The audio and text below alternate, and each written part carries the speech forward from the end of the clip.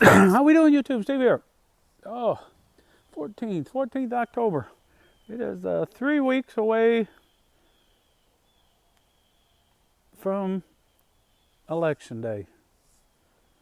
So I'm going to tell you everything you need to know about the polls 3 weeks out.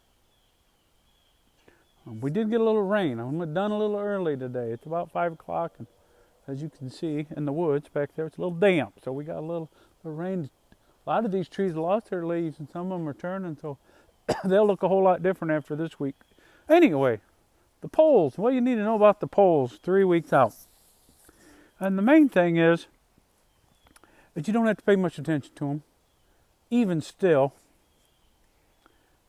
especially in a race that's this close. I've noticed that a lot of you guys know that watch us, I tend to lean on the Republican side, and that's why I'm hoping is successful. But I try to be open-minded, especially about the coverage of everything, and I couldn't help but notice how exuberant the media that I watch has been the last few days. Mostly because that's good for ratings, because then if they put a headline on there that says something positive for President Trump in the polls or something like that, I'm more likely to watch it, which is their ultimate goal. More than giving me information, it's getting me to watch it so they can sell ads. But that's on both sides. That's okay. They both do it. If the polls were the exact same on the other side, the Democrats would have had the same news coverage this weekend, the last few days, and the Republicans would have been running around saying, we're within the margin of error, we're within the margin of error, which she is as well. Some polls have her not in some states, but for the most part, everything's still within the margin of error. So that's why they, in and of themselves, they really don't mean that much right, even 3 weeks out. Now, what they will tell you, or kind of indicate, is momentum. Especially when you see multiple polls trending one way or the other. And from the looks of it, when you look at a lot of the polls, things tend to be trending towards the Republicans, at least presidentially and in the Senate. The House is another issue altogether. Maybe I'll get to that at the end. I don't know if I'll have time, but so, and I heard this from Sean Spicer on Megyn Kelly's show yesterday. Was it Friday? No, yesterday. Today's Monday. Did she do a show yesterday? Maybe it was this morning. Anyway, whenever it was. Now, this could have, I don't remember when he was on, Friday or Sunday or today, this morning. But and this, I don't think this is his line. I think he took it from somebody that was on their show, the show he does with Mark Halperin and somebody else. I forget who's on that show, the morning daily something they call it. I forget what they call it. But and Mark Halperin tends to be a pretty good observer. So, I mean, he'll beat up on both sides fairly regularly. So I think he's a pretty good arbiter. Grant, that's got, or Sean Spicer, he tends to lean Republican. And then they have a Democrat guy on there too. But anyway, the point of that whole little bit was to say that Sean Spicer's line was, like I said, that he got from somebody else. I think I'd give him credit if I knew who it was. He said, at the end of an election like this, it's better to be the candidate riding the wave in than the candidate on the shore trying to hold the wave out. Which is basically saying you want to be, it's better to be with the momentum than trying to hold off the momentum. So in that respect is one reason that you could give President Trump he's in a better place now than he has been the last 2 election cycles, and the momentum's going his way today.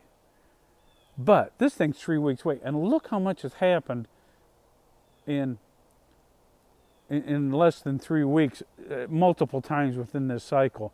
We went from President Trump getting shot in Butler to the RNC to a whole new candidate on the Democrat side, and within a week or two after that, the DNC convention.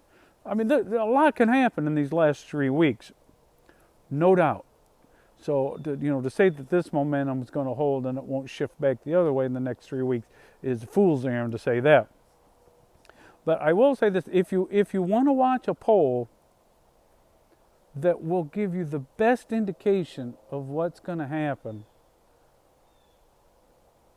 on election, well, we're in election day right now, because there's some states have already started early voting, and as we go over these next couple of weeks, even more and more states are going to start their early voting. So it's election day right now. But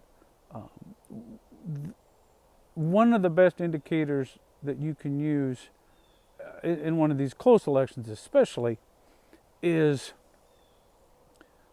and I think you can find it on Real Clear Politics. You got to root around a little bit to find it, because it's not usually the one they put up at the top. But you want to watch the non-candidate but party affiliation poll. So where they say, now this poll doesn't work early in the season, like 8 months ago, but these last 2 weeks, not this week. You got to wait till next week, not this week. It doesn't matter so much this week. It's the last 2 weeks. And what you want to watch is the poll that asks, are you more likely to vote for the Democrat, or are you more likely to vote for the Republican? And then no candidate, just that question. And they usually ask it within a bunch of other questions, so that's where you got to kind of root it out a little bit. But that poll, that number, that momentum, that's the one that's going to indicate where, I'm going to use this word in quotes, undecided. There's very few undecided. A lot more people claim to be undecided than really are. Most people have made up their mind. But that last little bit that either is undecided because they don't even look until the 2 days before Election Day, or truly are undecided, those last 2 weeks, that's when they break, one way or the other. And sometimes it's a news story, sometimes it's usually partially, and it could be a news story. The other thing that a lot of times that, it's when they sit down the couple of days before Election Day and kind of do an assessment of, am I better off now than I was before? Am I happy with the direction the country's going now, or how it was before, or something different? And the way those people answer that question is the way they're gonna, that group is gonna break.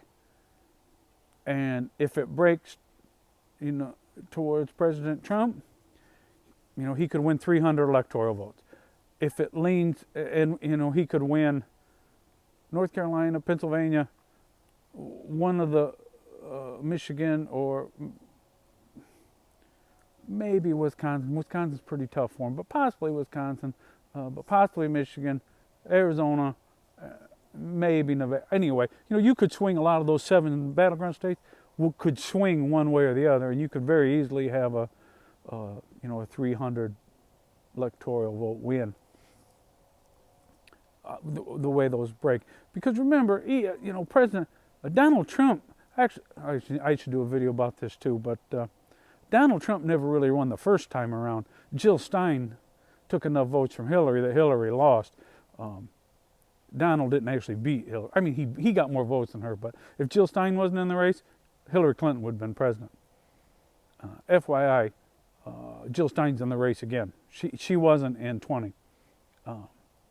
And Joe Biden didn't have that many votes, 75,000 spread over 3 or 4 states, and he won. So it doesn't take a whole lot to swing it. So that's why that number really matters. But we're already at 9:43. I just wanted to do a little quick video. I'd seen a lot on polls today, so I thought I'd do a video about that. But maybe I'll do another video for morning about the whole Jill Stein effect. But anyway, God bless everybody, and I hope everybody has a good week, and we'll talk soon.